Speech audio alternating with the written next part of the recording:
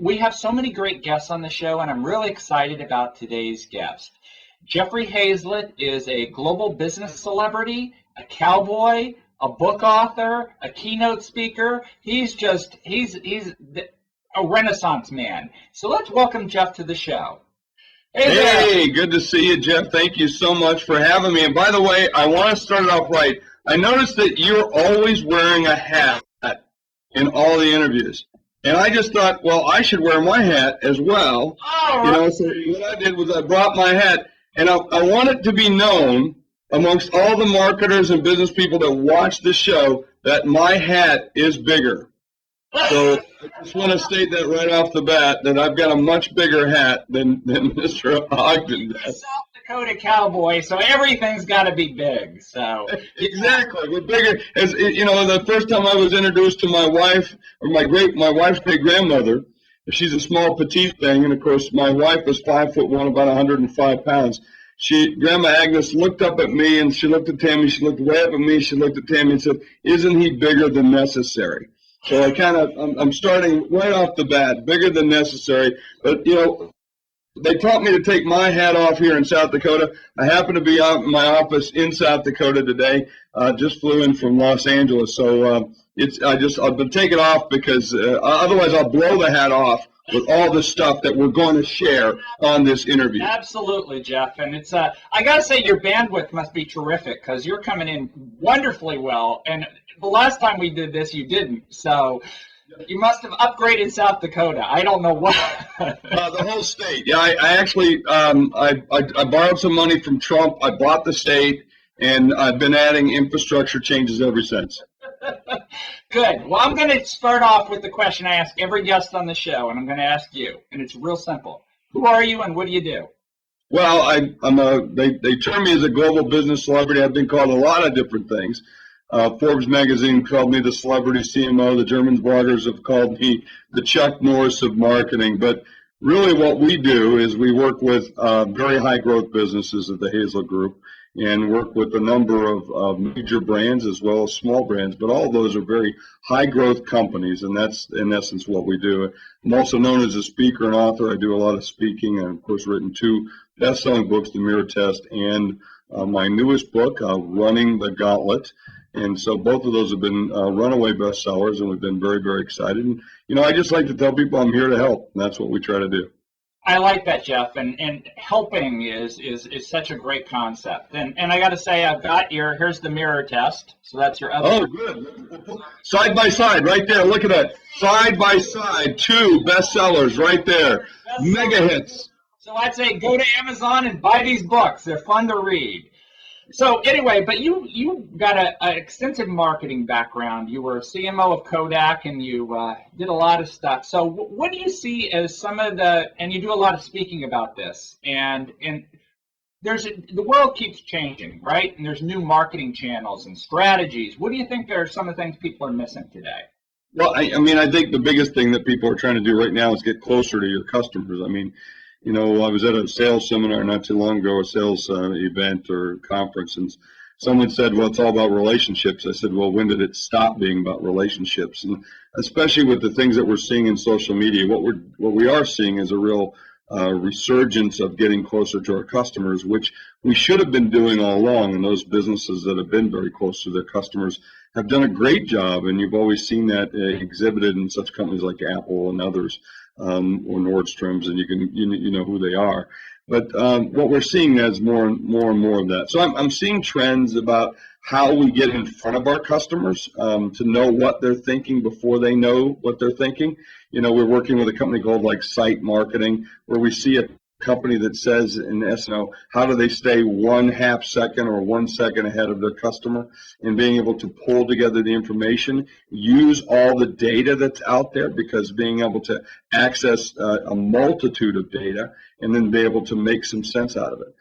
Another area is certainly, in terms of the online research that we're seeing. We work with another company called iX out of Canada, which is all around mobile marketing and focus groups, and where we used to do that behind a two-way glass mirror, about how to put that online, how to put that on a mobile device and be able to get input from your customers as you need it. Now that's real critical. And then let's talk more about the side. You know, we work with companies like Verizon and others, but in particular Verizon, how to take and utilize the analytics that you get from all that, you know, and to have a mobile strategy. For a lot of marketers, their mobile strategy is, I have an iPhone app. Well, you need a lot more from that, and so you really need to be starting to think about when your CEO or the rest of the executive team turns to you and says, what's our mobile strategy, that you have one in place, because that mobile device and you know that you have, that phone is the most personal device that we have today as individuals, as consumers of information, and utilizing that tool. I mean, we know where our phone is more than we know where our children are. That's how critical the phone is becoming a part of our lives. So those are some things, you know, there are many others that I see, but those are, you know, the three things that I'm seeing is, how do we get closer to our customers and access the data and build that community so that you're closer to that customer, anticipate what their needs are to be in front of them, how to be able to get more in-depth information from our customers, you know, where they're at today, which is online and mobile and via video. And then the third area in terms of being able to have a strategy in place to take advantage of all that information. I think that's some great advice, and I especially appreciate your comment about the personal relationship we have with our mobile devices. I told Christina C.K. Curley that my iPhone is a female. Why? Because it's the last thing I see at night and the first thing I see in the morning. It's definitely female. I got to tell you, TMI, baby, TMI. Too much information right there. I got to imagine, if you get up when you get up in the morning, I think your phone turns its lenses off. I'm just going to point that out. But I'll also give one other quote, which I thought was very interesting. Years ago, a top executive at GE talked to Jack Welch and said, you know, what do you recommend that I do first? And he said, go talk to customers. They never lie to you. Yeah, always. Well, some customers will lie to you. I mean, let's be straight. You know, I'll be able to tell you more about what I mean by that later. But there are some customers that will lie to you. The key is to listen correctly and to get the information and be able to see it in action. And when you see things in action and see how customers interact with you in real life, then that's really truly what you can get it and use it and then act on that information. Always go to the customer. Absolutely, absolutely. Now, there's a lot of discussions about the differences between B2C marketing and B2B. What do you see as the main differences? Well, one's with businesses and one's with consumers. But aside from that, I mean, there are some differences in the way in which you reach out to that, but the methods are pretty much the same. The scale is different in terms of how you would utilize it and the way in which you'd utilize it. But I mean, the same inherent issues that you have in terms of the disciplines that you have around branding or product marketing or product positioning and messaging. And then, you know, all of the tools, the tactics, you just do them a little bit differently in the way in which you deploy them, but it's pretty much the same. I've had a bold saying for many, many years: a box of soap, a cure for disease, or a political candidate. There's not much difference in the marketing, it's just in the packaging. So the way in which we would go to market is different, but the tools are really the same. The disciplines are the same. I've done both B2C marketing at a major, you know, brand, a worldwide iconic brand, and I've also been hopefully one of the best B2B marketers. I tend to like B2B marketing better because you can have more control on it, in my opinion. You can see more immediate results from it, in my opinion, and you can try lots of different things. And to me, it's more about the relationship than it is about the media, and so, or the mediums. And so I typically like to do more B2B. In fact, that's most of what we specialize in.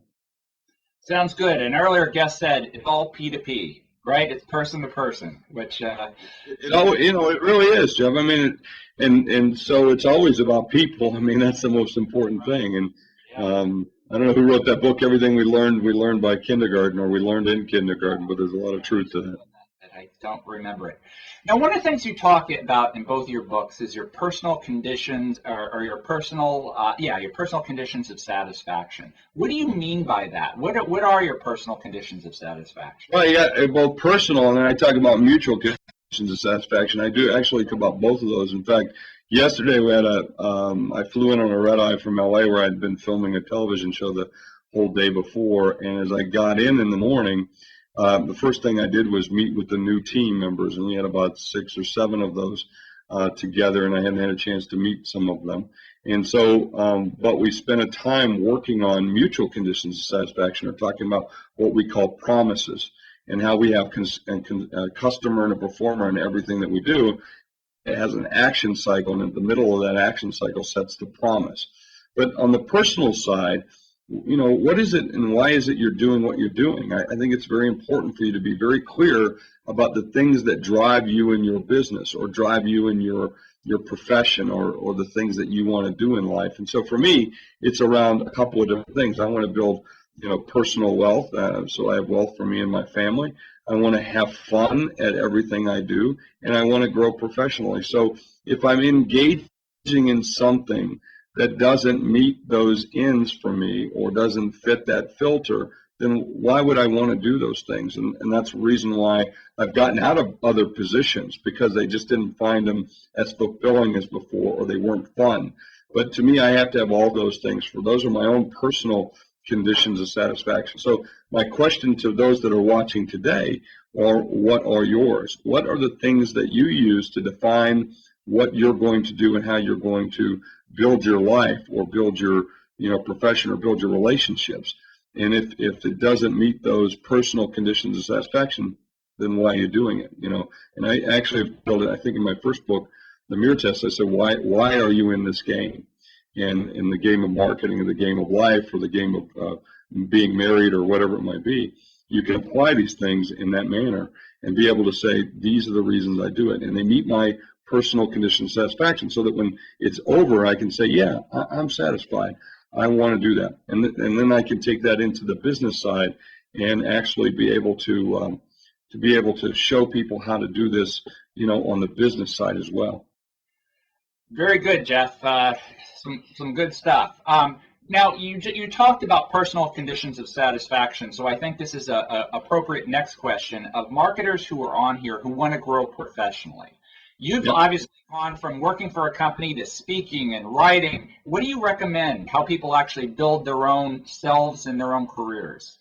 Well, I think, what is it you want to do, and how do you want to stand for the things that you're doing in life, in terms of life itself? I mean, what is it you want to do? I mean, do you want to be a global business celebrity? You want to be, the best at the PR side? You want to be at, the best marketer? So it's got to be very clear about what you're trying to do and how you're trying to do it.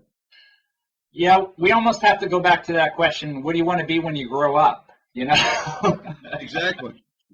Good. Now, one of the main themes in running the gauntlet is change. Change the mood, change the culture, change everything. Why is change so important? Well, I think the biggest thing that you can do is, once we do this as business owners, business leaders all the time, we're trying to set things up, and we get it set up. We think, well, once we get it set up, let's drive the efficiencies of it. It's now we can rest back, and that's not when you should be resting. You should be going, okay, once I get there, how can I make it that much better? So it really gets into a mindset of what it is we can do in our businesses and lives just to continue to change. And I just find out, and that's fun. I mean, Oprah Winfrey says you should change your hairdo every 3 years. So, I mean, if Oprah says it's right, it's got to be right. So the point is, it's continual improvement, and just in being in a state of change all the time, I mean, you're just that much better, and you continually to get that business rolling where you want to, or your personal life, or whatever. It just, to me, just makes perfect sense. I couldn't understand why you wouldn't want to do that. Very good point, and I think this leads us into the next point. A thing you said in running the gauntlet is that companies need to adapt or die. And we have so many examples of companies that fail to adapt. And some of the names, Kodak, obviously. Hostess has been in the news recently. You know, Twinkies haven't changed much. There's nothing wrong with a Twinkie, man. It's just the people that are running that business. That's the problem. I mean, the Twinkie's we all know a Twinkie will last for a lifetime. No matter, if you just leave it in the container, 100 years from now, you'll still be able to eat it, You're right. So why is it so important that companies need to continually adapt to a changing world? Well, because the world's changing. I mean, nothing stays the same. It's never been the same for the last 5 years. It's not going to stay the same for the last 50 years. And it's not going to stay the same for the last 5 months. Things are continuing changing, so why wouldn't you want to adapt? I mean, I think we all agree that, Darwin's theory of evolutionary changes has been, certainly one that's proven itself out in terms of adaptive species. Well, why aren't we doing the same kind of things in our business? Why aren't we utilizing new tools? I mean, if you're still sticking to writing letters by hand, I think it's pretty much, we've seen that time go by. Emails are even becoming dead now. So we have to learn to adapt in order to change. If we don't, so we've got to change, adapt, or die. That's the bottom line. To me, it's pretty fundamental. You're right, Jeff. Companies have to continue to adapt, and especially, when you're on top. And you showed a great chart I remember seeing of the sale of film. It just dropped off a cliff. Which happened at Kodak, and you got to continue. That's going to happen to everybody's business, You just can't.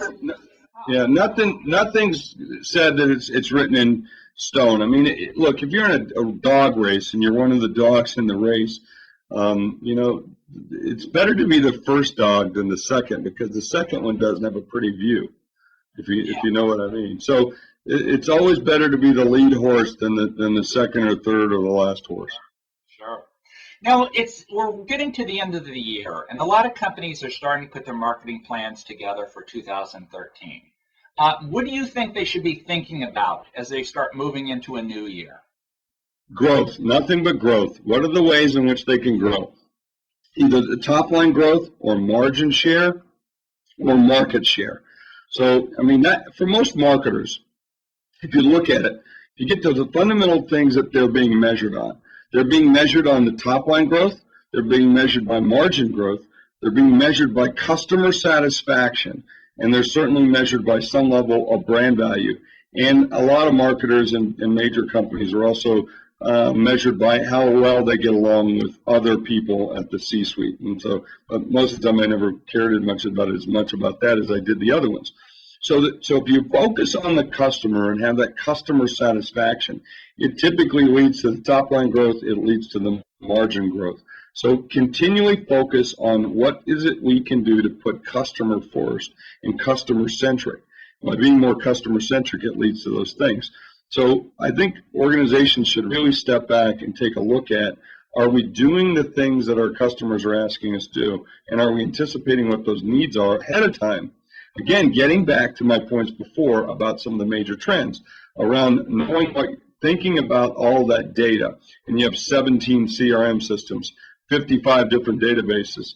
You got IT departments controlling everything. It's pain, lots of pain in being able to find out those customers and what household views you have in terms of how they're interacting with your various products, services, and buying those services. But then how can I utilize something to stay a second ahead of them? So I'm anticipating those needs. What research am I doing to find out what those needs are? So I know the true things that customers are doing. And I mean in-depth customer-focused research that I want to be able to do via mobile or certainly via online. Not the way I used to do it. I'm talking about doing it instantaneous, like now. It's happening every second. And then the third piece of that is, how do I go to where they are? I talk about Sam Kinison. Sam Kinison was not only a great comedian, but I think he was a really smart, intellectual person in terms of his thought. He used to tell people that were starving in the desert. He had a whole routine about they lived in the desert. You live in the sand. Food doesn't grow in the sand. He said, move to where the food is. And so in this case, the third piece that I was talking about earlier in trends And that's where mobile devices, and on mobile devices is where people are now moving to. So how do we become part of that infrastructure and be a part of how we interact with the customer with, again, the most personal device that they're going to possibly use? That's some great advice. So what is Jeffrey Hayzlett, global business celebrity and cowboy, planning for 2013? I should probably wear my hat for this one again. Right? So you know, I think, Jeff, you've got to do this as part of the activity, is have all of your guests wear hats. I think that would probably be a really cool thing for you to think about. But what are we going to be doing for this year? What we're doing is practicing what we preach. I mentioned that we're getting closer to our customers. We're trying to anticipate their needs, and then we're going to go to where they're at. So that's a big part of what we do. You're going to see us a lot more visible. Certainly, I'm the spokesperson for our companies and part of the brand in terms of the activity. So you'll see us a lot more on television this year, maybe with a show or two that we'll be doing of our own. But you'll see us being a lot more outspoken in these key items and issues that marketers and business people are facing, because at the core, I'm really a business person and always have been. I've bought and sold over 250 businesses in my career, and I'm going to continue to be a very big advocate for growth in this next and upcoming year. Great stuff, Jeff, and I hope you have a great year in 2013. Last question. For our viewers, they probably want to learn about you and your organization and your books. Where do you recommend that they go to learn about what you do, and how do they find out about Jeffrey Hayzlett? Well, that's great. Well, you'd have to be a hermit or just be really stupid not to be able to find out information on us, because we're very visible. You can find us at Hayzlett.com. You can find us online anywhere. You can tweet me. You can Facebook us. You can find us on Google+. You can find us on YouTube. I mean, we're very open in terms of what we do and how we do. But our organization has a component of strategic marketing to the Hayzlett Group. And then we also own a B2B company for public relations and social media called Tall Grass. Because if you want to run with the big dogs, you got to learn to piss in the tall grass. And so it's a very aggressive firm and a very aggressive business that helps businesses validate and amplify their messages. And so you can find us just about anywhere by just Googling us, or just, write me at jeffreyh@hayzlett.com. I'm around. Great stuff, Jeff. I want to thank Jeffrey Hayzlett for being the guest on the show. He was a really fun guest, and I always enjoy talking to him. Before we go, we have to thank our sponsors, because they pay the bills, and our show would not exist if it weren't for companies like Avatage, great video content marketing company, avatage.com, Digital Ethos, which is marketing education, nonprofit, Communication Strategy Group. Go to communicationstrategygroup.com for PR, brand telling. Eloqua is the largest, best revenue performance management software company out there, and Watchitoo provides this awesome platform. Marketing Made Simple TV premieres every Thursday at noon Eastern. So until next week, we'll see you next time on Marketing Made Simple TV.